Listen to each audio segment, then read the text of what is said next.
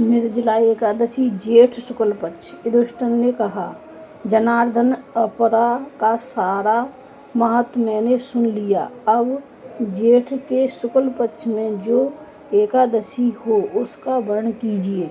भगवान श्री कृष्ण बोले, हे राजन, इसका वर्णन परम धर्मात्मा सत्यवती नंदन व्यास जी कहेंगे, क्योंकि ये संपूर्ण शास्त्रों के तत्वज्ञ और वेद वेदांगों के पारंगत विद्वान हैं। वेदव्यास जी कहने लगे, दोनों ही पक्षों की एकादशियों को भोजन न करें। द्वादशी को स्नान आदि से पवित्र हो फूलों से भगवान केशव की पूजा करके नित्य कर्म समाप्त होने के पश्चात पहले ब्राह्मणों को भोजन देकर अंत में स्वयं भोजन करे। राजन, जनना शौच और मरना शौच में भी एकादशी को भोजन नहीं करना चाहिए। यह सुनकर भीमसेन बोले, हे पितामह, भ्राता युधिष्ठिर, माता कुंती, द्रौपदी, अर्जुन, नकुल और सहदेव आदि एकादशी को दान व व्रत करते हैं और मुझसे एकादशी के दिन अन्न खाने को मना करते हैं। मैं उनसे कहता हूँ कि मैं भूखा नहीं रह सकता।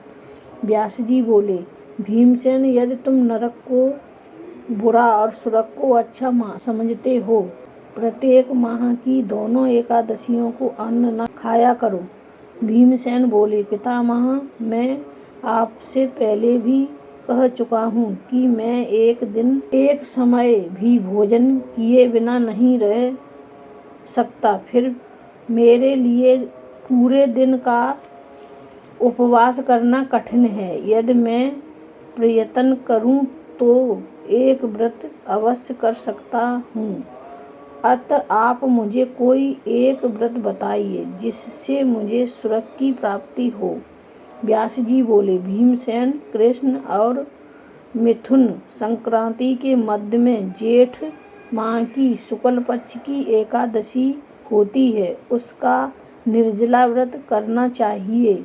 इस एकादशी के व्रत में स्नान और आचमन में जल वर्जित नहीं है। इस दिन भोजन करने से व्रत नष्ट हो जाता है। यदि सूर्य उदय से सूर्यास्त तक भोजन जलपान न करें तो उसे 12 एकादशी के फल की प्राप्ति है। द्वादशी के दिन सूर्योदय से पहले ही उठना चाहिए और स्नान करके ब्राह्मण को यथा योग्य दान करना चाहिए। इसके पश्चात भूखे ब्राह्मण को भोजन कराना चाहिए। तत्पश्चात स्वयं भोजन करना चाहिए। इसका फल संपूर्ण एकादशियों के फल के बराबर है। भीमसेन, स्वयं भगवान ने मुझसे कहा था कि इस एकादशी का पुण्य समस्त तीर्थों और दोनों के पुण्य के बराबर है। इस दिन निर्जल रहने से मनुष्य सब पापों से मुक्त हो जाता है। जो मनुष्य निर्जला एकादशी का व्रत करते हैं उनको मृत्यु के समय भयानक यमदूत नहीं दिखते हैं। उस समय भगवान विष्णु के यमदूत स्वर्ग से आते हैं और अपने पुष्पक विमान पर बिठाकर स्वर्ग ले जाते हैं। अंत संसार में सबसे श्रेष्ठ निर्जला एकादशी का व्रत है। अतः यत्न पूर्वक इस एकादशी का निर्जल व्रत करना चाहिए। उस दिन ओम नमो भगवते वासुदेवाय मंत्र का उच्चारण करना चाहिए।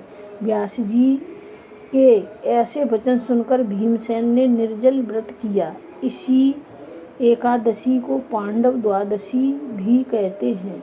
निर्जल व्रत करने से पहले भगवान की पूजा करनी चाहिए और उनसे विनय करना चाहिए कि मैं दूसरे दिन भोजन करूँगा। मैं इस व्रत को श्रद्धापूर्वक करूँगा, इससे मेरे सब पाप नष्ट हो जाएंगे।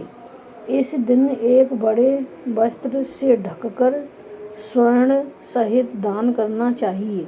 जो मनुष्य इस दोपहर में स्नान व तप याद करके स्वर्ण दान करते हैं उनको करोड़ फल मिलता है। जो मनुष्य इस दिन यज्ञ होमादि करते हैं उसका फल वर्ण भी नहीं हो सकता। इस निर्जला एकादशी के व्रत से मनुष्य विष्णु लोक को जाता है। जो मनुष्य इस दिन अन्न खाते हैं उन्हें चंडाल समझना चाहिए, वे अंत में नरक में जाते हैं। ब्रह्म हत्यारे, मंद्रापान करने वाले, चोरी करने वाले, गुरु से देश रखने वाले, असत्य बोलने वाले इस व्रत को करने से स्वर्ग को जाते हैं। हे कुंती पुत्र, जो पुरुष या स्त्री इस व्रत को श्रद्धा पूर्वक करते हैं उनका निम्नलिखित कर्तव्य है। उन्हें सर्वप्रथम विष्णु भगवान की पूजा करनी चाहिए, तत्पश्चात गोदान करना चाहिए।